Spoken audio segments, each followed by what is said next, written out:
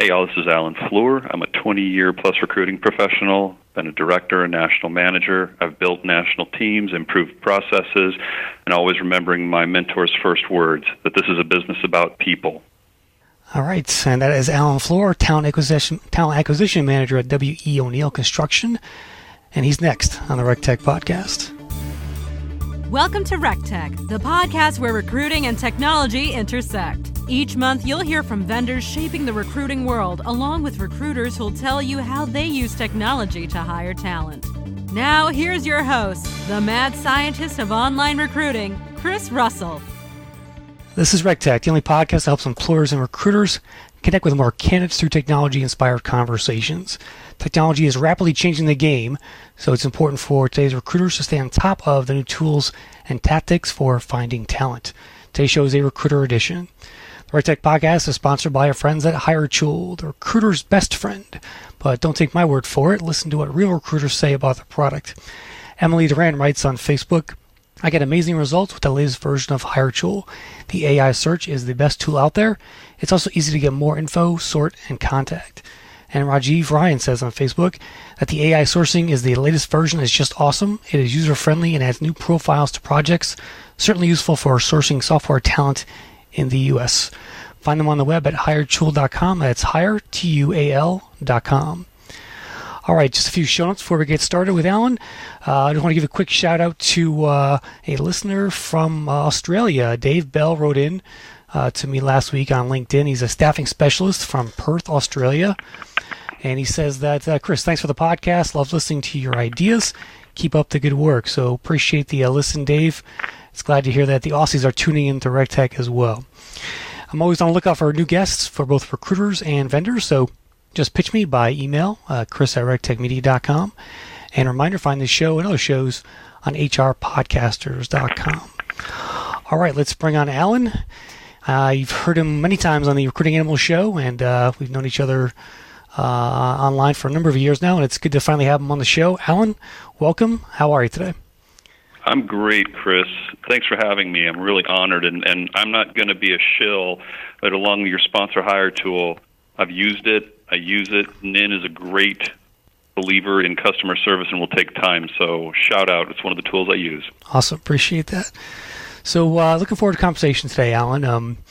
We'll get into what you recruit for in the construction field in a second. But you wrote to me in your kind of opening bio that recruiting is a profit center. I want to kind of start there. So sure. Walk me through that thought process and why that is, and how do you convince management that it is a profit center? Well, I think there's a number of ways that recruiting can be considered a profit center. The easy one that sometimes gets a lot of debate is that we're a cost savings off of going outside and saving the company paying external or third-party recruiting fees. Now, that's the easy one. I mean, I can show just in the last 12 months I've saved the company the equivalent of well over $1.4 million in that. But the other couple of ways that recruiting really makes an impact is if you're in a sales role, if you're recruiting sales folks, that they're bringing money to the bottom line and to the top line revenue. Yeah. And when I was at a commercial real estate firm, and my team was basically poaching from our competition, a couple of things occurred when we ran the numbers. That number one, the experienced candidates that were not brought in by recruiting had a turnover rate of about 90%, and year on year of turnover. The brokers that were brought in by recruiting, the turnover rate was 4%. And so that's a clear example of we're hiring a better quality of person. They're being vetted more. They get up to speed and start closing deals more. Thus, top-line revenue and bottom-line profit increases. And the third way is if you're working for a firm like one of the big four consulting firms, if you have a good network and you do your job well, you can bring a person onto, let's just say, Accenture onto a bank project. If you're able to bring them in a timely fashion or a little bit quicker, they're able to start billing that much sooner, and that goes straight to the bottom line. And if you're an internal recruiter, great example, when I was at a bank, I was able to hire 2 senior project managers, and the company was able to move an Accenture product to stop Accenture on one project and move them over to another. The savings on that one project was $600,000. And those are just a couple ways that recruiting can be a profit center. Yeah. Do you think that mindset is changing now that talent is getting so scarce?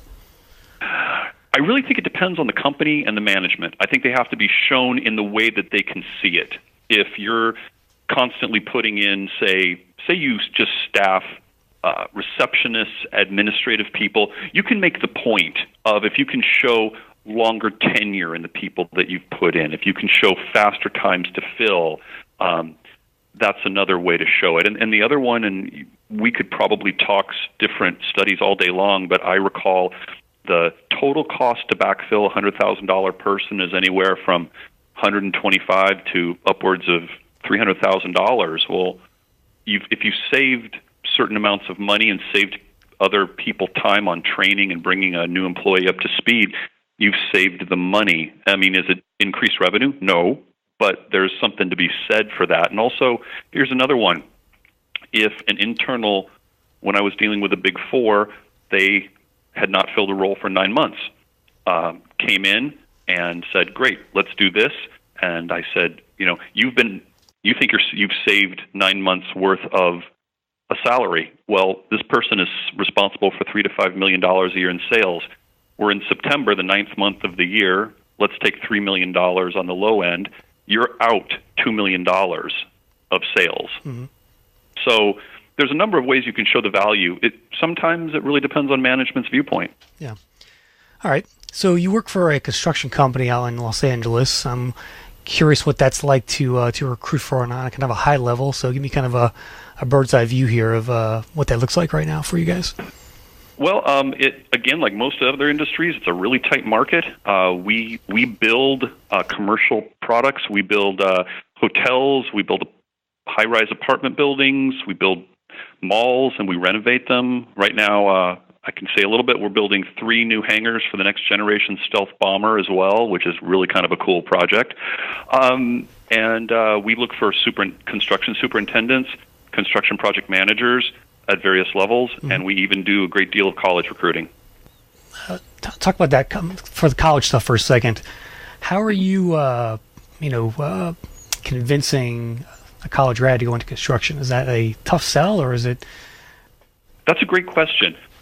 There's 2 points to that. Number one, you do have majors in the construction arena. You have construction management and civil engineering that in many cases goes towards construction. But then you have other engineering specialties, structural and mechanical, and a couple of others, where they just really haven't thought of where they want to go afterwards.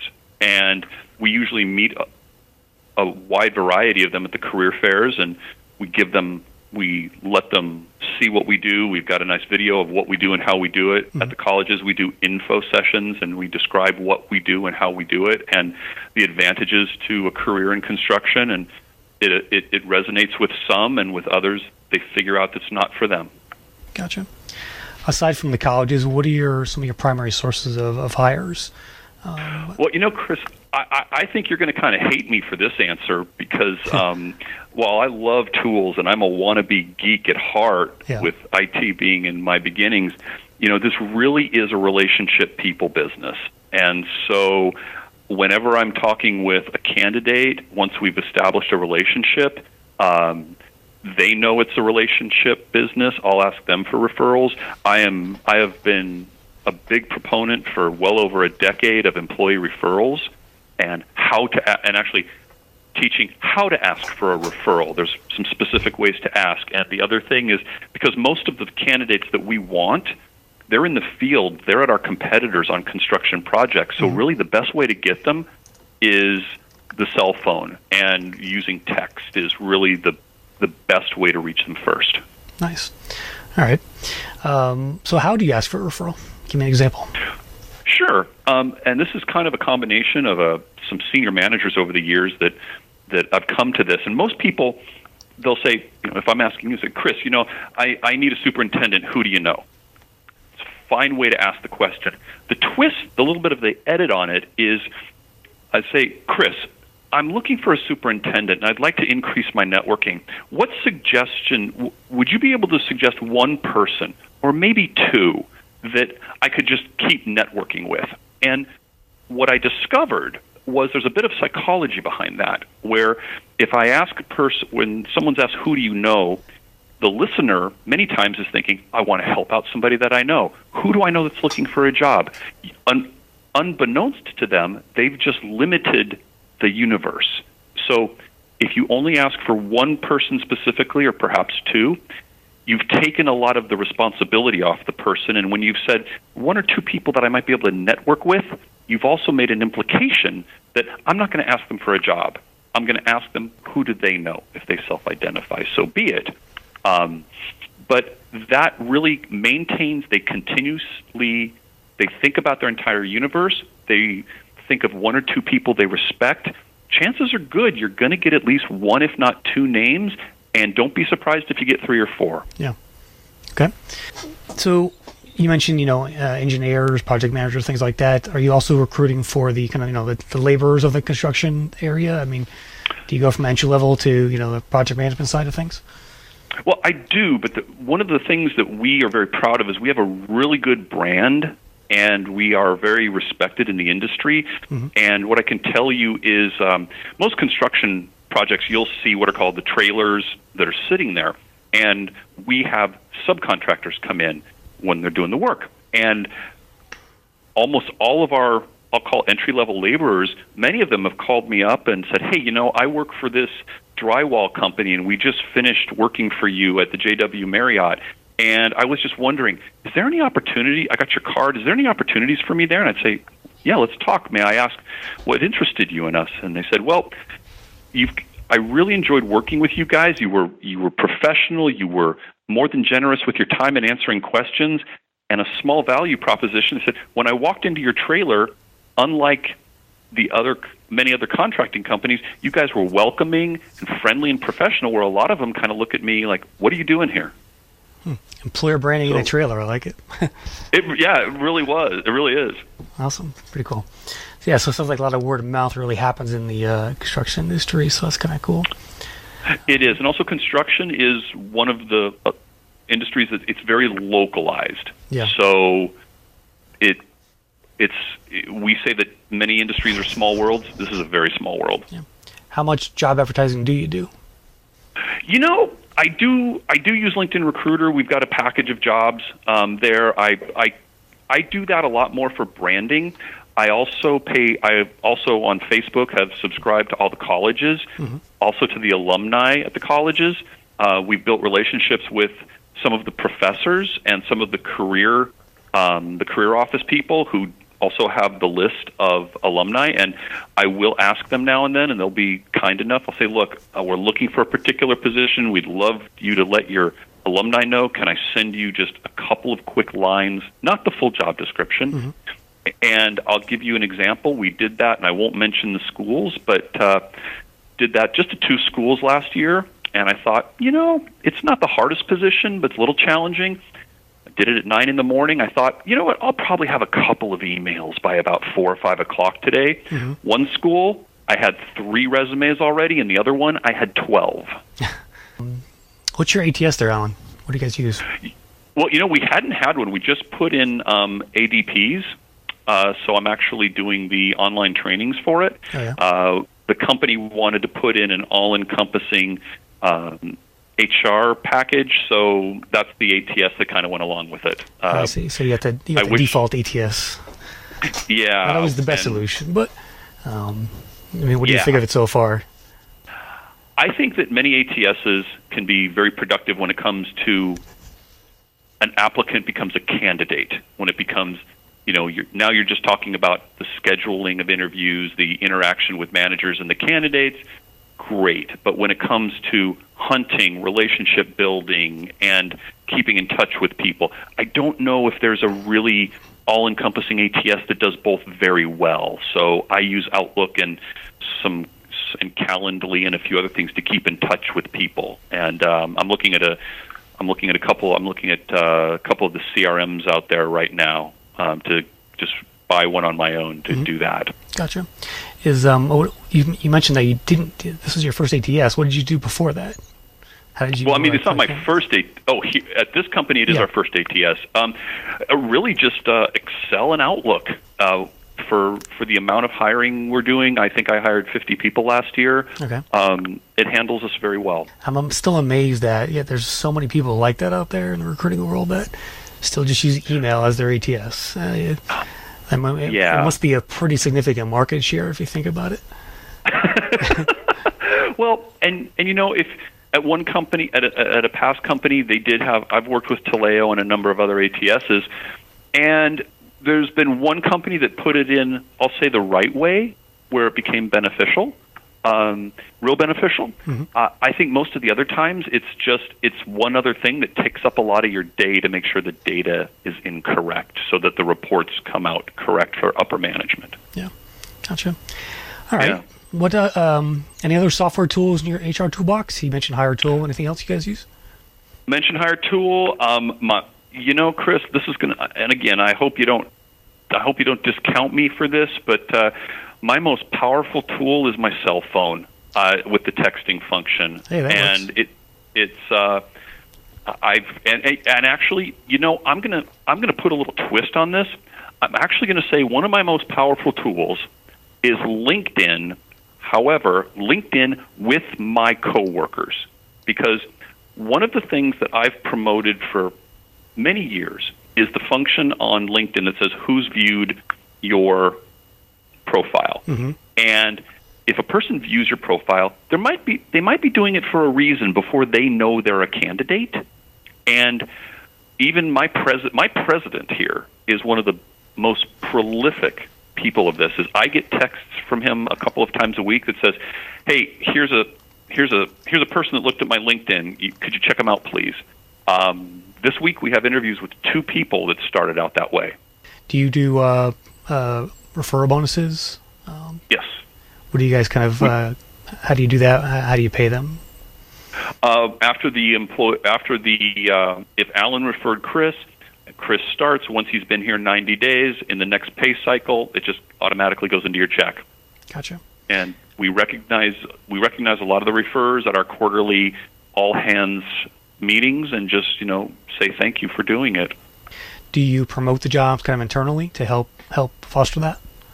I do. I pick, for example, right now we're looking for kind of a niche-oriented business development person with a certain tighter niche in a certain market of higher education and colleges. So I'm focused on that. And again, when I go to everybody, I think, is there what one person could I do some networking with? And that's led me to actually directors of construction at major universities. And then it's a warm call to say, hey, and I'm very good at playing dumb.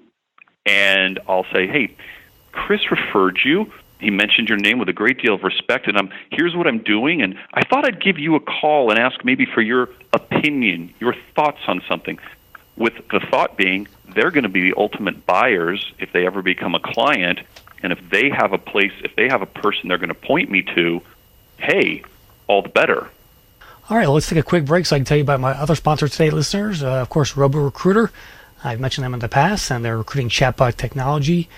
Their job vet campaigns help recruiters vet and select candidates for particular roles by making it easy to quickly kind of pre-screen them, as well as a number of other use cases. So start prioritizing your candidates' experience within minutes at roborecruiter.ai. So Alan, tell me some sourcing stories. You've got you're kind of an old school recruiter, I would say, and you've got a lot of great stories from your past. So give me a couple of examples where you were really creative in finding somebody. Well, back in the day, when I was doing a lot of information security, and they weren't as readily findable, I was doing it for the energy industry, and was having a pretty hard time locating names. So what I did is I went, and this is a great strategy for anybody. I went to the library, and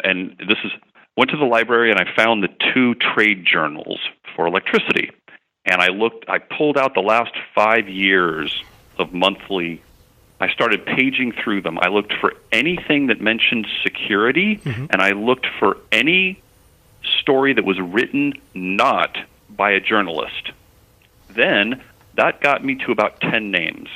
I just found out how to contact them, got them on the phone, started talking with them, and they would refer me someplace, and we eventually came up with a hire. And if you want to describe how small of a world it is, the person that I spoke to that ended up referring Chris to me ended up being the relative of somebody I went through 12 years of school with. Nice. And that's a very small world. And, you know, the other thing is when I was hiring in the top secret arena, they don't want to be known.